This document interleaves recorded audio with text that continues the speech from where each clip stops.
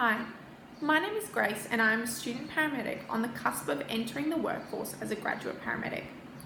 I am excited both about the roles paramedicine currently has available as well as the future roles that I'll be able to fill throughout my career. Today I'll be discussing these roles in more detail. Paramedicine remains a relatively new profession and has undergone rapid growth over the last 20 years. During this time, paramedic roles and responsibility have considerably expanded. We've transitioned from a primarily transport role to highly skilled clinicians able to perform complex medical procedures and deliver potent medications. With registration having just occurred, the future of paramedicine is wide open. Today, I will be discussing the roles that paramedics currently have available to them, as well as the future roles we will be able to fill.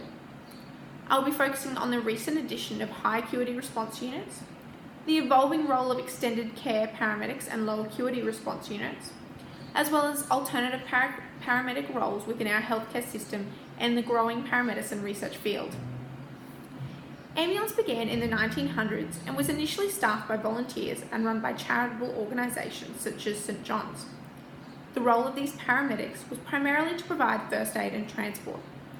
As population growth increased, so did the workload and need for volunteers. This increased consumer demand stimulated a shift from volunteer to paid employee. By the 1950s, these private services such as St John's were absorbed by state governments. Each state was responsible for their own recruitment and in-house training of staff. An Associate Diploma of Health Science was the first step towards the formal education of paramedics in Queensland and became available in 1991. Soon after, in 1994, the first university paramedic programs began in Australia. This represented a transition to a highly skilled workforce and secured the legitimacy of paramedicine as a profession. Today, according to Paramedics Australasia, the definition of a paramedic is a health professional who provides rapid response, emergency medical assessment, treatment and care in the out-of-hospital environment. Evidently, our roles of paramedics today have come a long way from what they used to be. We are now qualified to perform a variety of invasive medical procedures, including needle thoracostomy, thrombolysis, and laryngeal mask airway insertion. There are varying roles paramedics can fill depending on their education and skill level. These include advanced care, critical care, and extended care paramedics, high acuity response unit and low acuity response unit officers, flight rescue paramedics, and other specialised rescue roles, including major incident response and urban search and rescue paramedics. Of particular note is the recent introduction of high acuity response units, otherwise known as HARU. These are staffed by critical care paramedics with an extended scope of practice. The role of these paramedics is to attend high acuity jobs with a particular focus on major trauma. The techniques and treatments these paramedics are able to administer are based on those used by military medical teams. This includes the use of ultrasound to detect internal hemorrhage, administration of blood products, tranexamic acid, and rapid sequence induction. These paramedics are therefore able to provide more timely, life-saving care to the most critical patients, reducing mortality and morbidity associated with trauma. This presents an additional role paramedics can grow to fill. Whilst of course these life-saving skills are essential, community expectations and needs are constantly evolving, and therefore we must establish practice that aligns with this. Paramedicine is in the process of undergoing a shift from emergent care to more complex healthcare. This is necessary due to the strain on our healthcare system and shift towards community-based healthcare. From 2016 to 17, 3.5 million ambulances were dispatched Australia-wide. Over the last decade, the number of ambulance responses in Queensland has increased by 30%, and it's estimated that 30 to 50% of all call-outs are non-emergent or inappropriate. In Australia, emergency department overcrowding is becoming a significant and pervading issue. And at this stage, the primary transport destination for ambulance patients are emergency departments. However, of those that we are transporting to EDs, it's been found that approximately 50% are discharged without significant treatment. Therefore, it's clear that changes need to be made. As paramedics, we enter patients' homes and are hence in a unique position to understand where the healthcare needs of the community are not being met. With increasing prevalence of low acuity cases, it's evident that community support is lacking. Emergencies are of course still present, but they're no longer the bread and butter of the job. Availability of medications, increased motor vehicle safety, and improved workplace health and safety practices are decreasing the occurrence of life-threatening medical emergencies. The emergency response attitude held by many paramedics is a barrier to the expansion of paramedic roles. However, paramedicine must respond to the changing needs of our community. People are living longer, and therefore we have an increased number of elderly patients and those with chronic diseases such as obesity and diabetes. If we as paramedics aren't assisting these vulnerable members of our community, then who will? Community paramedics, also known as extended care paramedics, is an expanding role within the ambulance service.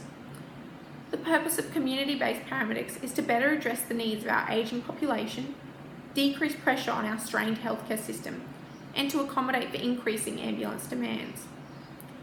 Movement towards more community-based paramedicine will result in better management of both acute and chronic conditions, decrease emergency department presentations, reduce hospital readmission rates, and as well as improve community access to healthcare. Community paramedicine allows paramedics to acquire additional specialised skills unique to the community they serve. New South Wales have already begun implementing this model of care, with extended care paramedics able to glue and suture minor wounds, apply plasters for fractures, reduce dislocations, perform urinary catheterisation, and complete urinalysis and falls assessments.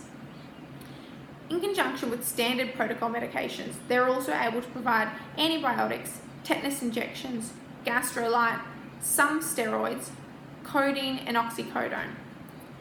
Other services have also suggested the introduction of blood analysis, influenza vaccinations, and further advanced wound care. The implementation of these services in New South Wales has resulted in a non-transport rate to EDs of almost 60%, which is almost double that of standard paramedic crews. This extended scope is particularly pertinent for rural communities where access to healthcare is difficult. Although this role does not necessarily present the same glitz and glamour of medical emergencies or trauma, it presents us with an opportunity to learn additional unique technical skills and regularly utilise them in our practice. In metropolitan areas in Queensland, there has been the recent introduction of low acuity response units, also known as LaRue. These paramedics have a similar scope to extended care paramedics in New South Wales. They are staffed by ACP2 paramedics who have undergone additional training to provide care and transport to low acuity cases. These cases include simple fractures, strains, and lacerations. As LaRue is relatively new, there are limited vehicles currently in use. However, due to the increasing number of low acuity cases and lower cost of LaRue, it's likely that we will see an increased integration of these vehicles into the service. This will present another opportunity for paramedics to undergo additional training, increase their scope of practice, and allow for increased autonomy in the field.